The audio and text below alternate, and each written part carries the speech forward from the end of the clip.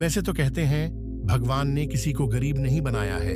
उन्होंने हर किसी को इतना दिया है कि वो अपना जीवन गुजार सकें, और अगर किसी को जरूरत से कम भी दिया है तो भगवान उसके लिए कुछ न कुछ ऐसी व्यवस्था कर ही देते हैं। उनका जीवन चलता रहता है। हम अक्सर दूसरों की अमीरी देखकर अपनी अमीरी और गरीबी का अंदाजा लगाते हैं। यदि हमारे पास 10 रुपये हों और सामने वाले के पास 100, तो हम अपनी नजरों में गरीब हो जाते हैं और सामने वाला अमीर हो जाता है। हम यह नहीं सोचते कि एक व्यक्ति कितनी मेहनत से रुपये कमाता है, 100 काम कर रहा है, उसकी जरूरतें क्या हैं। हम तो बस दूसरे की दौलत देखते हैं और अपनी राय बना लेते हैं। गौतम बुद्ध की आज की प्रेरणादायक कहानी के आप अकेला टाइगर यूट्यूब चैनल के माध्यम से आप जानेंगे कि भगवान बुद्ध के अनुसार कौन धनवान और धनवान व्यक्ति होता है।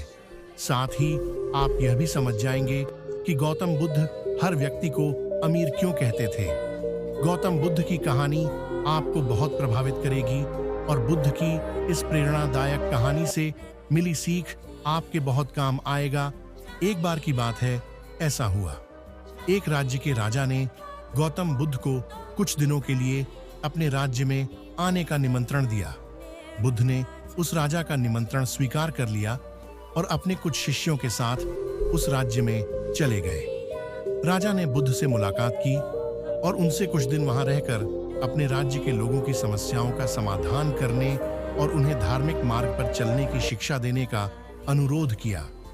बुद्ध ने राजा की बात मान ली और इस राज्य में 3 दिनों के लिए एक धार्मिक परिषद आयोजित करने का निर्णय लिया। गौतम बुद्ध के आगमन की खबर पूरे राज्य में फैल गई और धार्मिक सभा के पहले ही दिन बहुत से लोग आए। उसी राज्य के चौराहे पर एक भिखारी बैठा रहता था।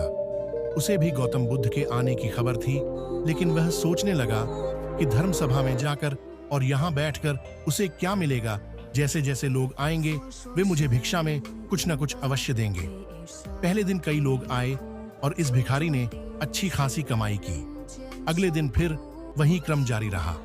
भिखारी ने भीख मांगने के साथ साथ यह भी देखा कि धार्मिक सभा में जाते समय लोग उदास और दुखी हो रहे थे और उन्होंने उसे कुछ दिया भी नहीं। जब वह बुद्ध से मिलकर वापस आता है तो बहुत खुश दिखता है और खुशी खुशी भिक्षा भी देता है। यही सोचते सोचते दूसरा दिन भी बीत गया। तीसरे दिन जब बहुत कम लोग आए तो भिखारी परेशान हो गया। उसने कमाई नहीं की। उसने सोचा कि बुद्ध तो सबकी समस्याओं का समाधान दे रहे हैं, तो क्यों ना मैं भी उनके पास जाऊं और अपनी गरीबी दूर करने का उपाय पूछूं। ऐसा सोचकर वह भी धर्म सभा में गया, लेकिन वहां लंबी कतार थी। बड़ी मुश्किल से उनकी बारी आई। बुद्ध के पास पहुंचकर उसने प्रणाम किया और कहा, प्रभु, इस गांव में सभी लोग सुखी हैं और सभी लोग धनवान तथा सुख सुविधा संपन्न हैं। फिर मैं गरीब क्यों हूं? तुम गरीब हो क्योंकि तुम हमेशा दूसरों से मांगते रहते हो, लेकिन कभी किसी को कुछ नहीं देते हो। भगवान बुद्ध ने उस भिखारी को देखा।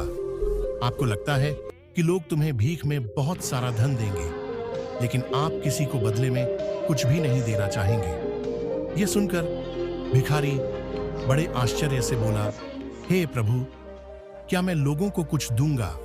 मैं भीख मांगकर ही गुजारा करता हूं। मेरे पास देने को आखिर है क्या? बुद्ध कुछ देर के लिए चुप हो गए और कुछ देर रुक कर बोले, तुम बहुत मूर्ख हो।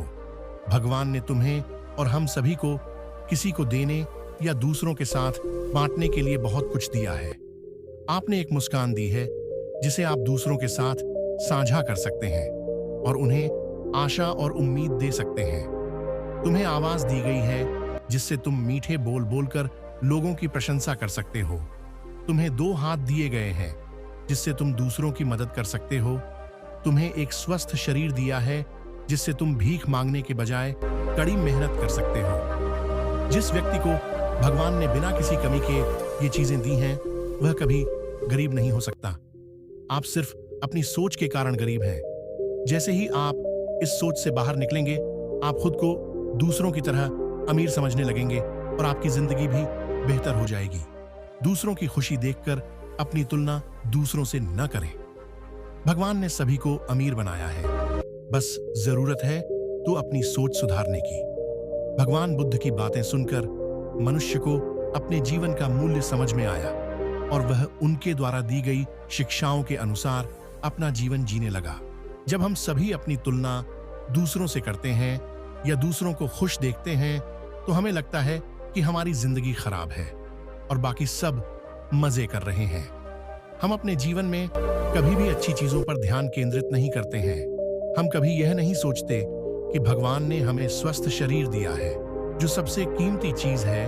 आप कितने भी अमीर क्यों ना हो, अगर आपका शरीर उपयोगी नहीं है तो वह पैसा भी किसी काम का नहीं है। और वहीं अगर आप गरीब हैं लेकिन आपका शरीर बिल्कुल स्वस्थ है तो आप अपने आप में एक अमीर व्यक्ति हैं। कोरोना काल में हम सभी ने देखा है कि पैसे से ज्यादा जरूरी स्वस्थ शरीर है। तो दोस्तों, कहानी आपको कैसी लगी? अगर अच्छी लगी तो प्लीज आप अकेला टाइगर यूट्यूब चैनल को लाइक और सब्सक्राइब ना भूलें। साथ में अपने दोस्तों को शेयर जरूर करें ताकि मुझे मोटिवेशन मिले और मैं नेक्स्ट वीडियो बना सकूं।